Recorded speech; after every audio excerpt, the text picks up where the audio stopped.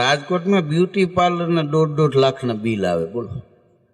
હા હા, આ લગ્ન ગાળામાં જુવાન બાયું જાય એના આમાં વાંધો ને, કંઈક ડોસી પોગી અને બ્યુટી પાર્લર વાળીને ખકલાવે, તને બ્યુટી પાર્લર કરતા નથી આવડતું, જો કળતલી ન ભાંગી.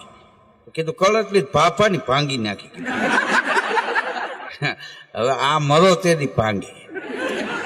હા, અહીંયા વચમાં તો ક્રેઝ નીકળ્યો તો 25 વર્ષ લગ્ન ના થાય પાછા ફૂલે કે ચડે. હવે દીકરાને વળી આ દાદા દાદી બેઠા મેકઅપ કરી રેવા દો કે માંડ પાછા વાયર્યા. હા, રાજકોટ સિસોડા જેવું, સિસોડામાં સાઈડીના હાથાનું ફોડું ભરાવી દઉં પછી ગામ આખું તાણે તો હોરું જ નીકળે.